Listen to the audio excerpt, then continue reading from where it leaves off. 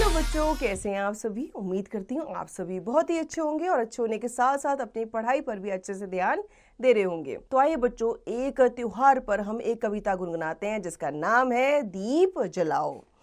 पाठ परिचय ले लेते हैं। दीपावली रोशनी का पर्व होने के साथ साथ खुशियां मनाने और बांटने का त्योहार भी है। इस त्योहार पर हर तरफ खुशियां ही खुशियां दिखाई देती हैं।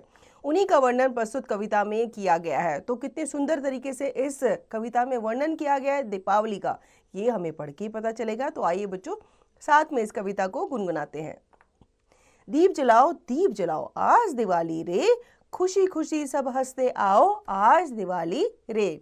मैं तो लूंगा खील खिलौने, तुम भी लेना भाई, नाचो गाओ खुशी मनाओ आज दिवाली आई।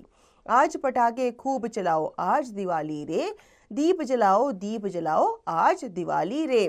तो यहाँ पे कह रहे हैं कि किसका त्योहार आ गया है, दिवाली का त्योहार आ गया। अब दिवाली में क्या करते हैं बच्चे, खुशी मनाते हैं क्योंकि उनको नए नए कपड़े मिलते हैं, मिठाइयाँ खाने को मिलती हैं, घर सजाने को मिलता है, पटाखे जलाने को मिलते हैं, दीप जलाने को मिलते हैं। तो कहते हैं कि दिवाली का त्योहार आ गया है, दीप जलाओ और खुशी मनाओ क्योंकि आज क्या है, दिवाली है।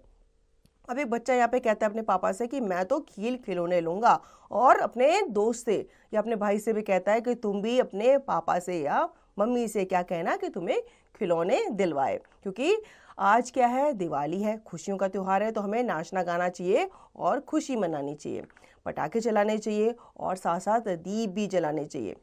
नए नए मैं कपड़े पहनूं, खूब खाऊं खूब मिठाई, हाथ जोड़कर पूजा कर लूं आज दिवाली आए। वो कहता है कि मैं नए नए कपड़े पहनूंगा, नहा धोकर मैं मिठाई खाऊंगा और मैं किसकी पूजा करूंगा, भगवान जी की पूजा करूंगा। क्यों, क्योंकि आज क्या है, दिवाली है।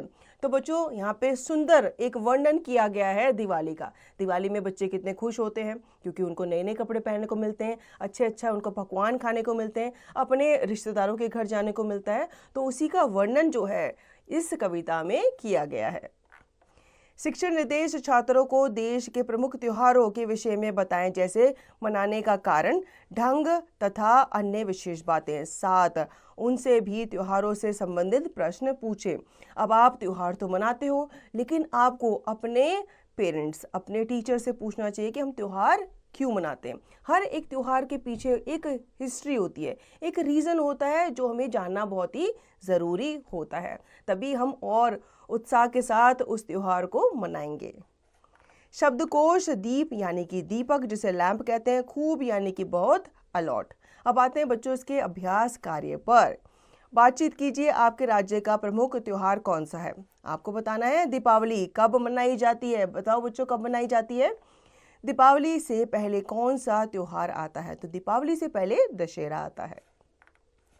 कविता के बारे में सही उत्तर वाले गोले को रंगिए। अब साइड में आपको बॉक्स नजर आ रहा होगा, आपको यहाँ पे विकल्प नजर आ रहे होंगे हर एक प्रश्न के सामने। आपको क्या करना है, जो भी विकल्प सही होगा ABCD, उसमें आपको उसको क्या करना है, रंगना है। अब रंगने का तरीका यहाँ पे बताया गया है कि किस तरीके से आप रंगेंगे। तो प्रश्न यहाँ पे पूछा गया है, बच्चे किस प्रकार हंस रहे हैं। क्या वो रोते रोते हंस रहे हैं, सोते सोते हंस रहे हैं, खुशी खुशी हंस रहे हैं या फिर खाते खाते हंस रहे हैं। तो वो खुशी खुशी हंस रहे हैं। तो आप C वाले गोले को अच्छे से रंगेंगे और बाकी के प्रश्नों का उत्तर भी आप इसी प्रकार देंगे। दूसरा है पंक्तियां पूर्ण कीजिए। अब आपने यहाँ पे कविता पढ़ी है, तो कविता की आप यहाँ पे पंक्तियां देख रहे हैं या पूर्ण है, तो आपको क्या करना है, उन्हें पूर्ण करना है। तीसरा, मेल मिलाइए। खुशी खुशी सब क्या करो, खुशी खुशी। तो आपको क्या करना है, आगे की जो पंक्तियां हैं वो आपको यहाँ पे मिलानी हैं। खुशी खुशी सब खूब चलाओ, मैं तो लूंगा खील खिलौने। इस प्रकार से आप जो कविता है उसको उसकी बाकी पंक्तियों से मिलाएंगे। प्रश्नों पर आ जाते हैं। प्रश्नों के उत्तर लिखिए। बच्चे नाचकर खुशी क्यों मना रहे हैं। क्योंकि त्योहार किस चीज का आया है, दीपावली का त्योहार आया है, इसलिए बच्चे खुश हैं। अब बच्चे क्यों खुश हैं, क्योंकि उनको नए नए कपड़े पहनने को मिलेंगे, मिठाई मिलेगी और वो अपने रिश्तेदारों के घर जाएंगे, पटाखे चलाएंगे और दीपक जलाएंगे। इसी प्रकार से आप बाकी प्रश्नों के उत्तर देंगे। हम बढ़ते हैं आगे। कविता से आगे की बात, भारत को त्योहारों का देश क्यों कहते हैं। बताइए बच्चों, क्योंकि यहाँ पे अनेक त्योहार मनाए जाते हैं। दीपावली मनाने के पीछे एक पौराणिक कथा है, उसे संक्षेप में लिखिए। वैसे तो दीपावली के दिन कहा जाता है कि इस दिन जो भगवान राम जी थे वो अयोध्या वापस लौटे थे। ठीक है, तो आपको इसको संक्षेप में लिखना है। अब आते हैं भाषा का खेल, वर्ण विच्छेद कीजिए। पटाखे, अब यहाँ पे पटाखे जो है शब्द उसका वर्ण विच्छेद करके आपको दिया गया है, जैसे कि प हलंत जमा अ जमा ट हलंत जमा आ जमा ख हलंत जमा ए। इसी प्रकार से हम कपड़े जो शब्द है इसका वर्ण विच्छेद करेंगे। आप लिखेंगे क हलंत जमा अ जमा प हलंत जमा अ जमा ड़ हलंत जमा ए। दूसरा है बच्चों, उचित वर्ण लिखकर शब्द पूरे कीजिए। अब यहाँ पे आपको कुछ शब्द दिए गए हैं लेकिन ये अधूरे हैं, हमें इनको एक वर्ण लिख के पूर्ण करना है। तो खिलौ के साथ आप क्या लगाएंगे, न लगाएंगे, खिलौने।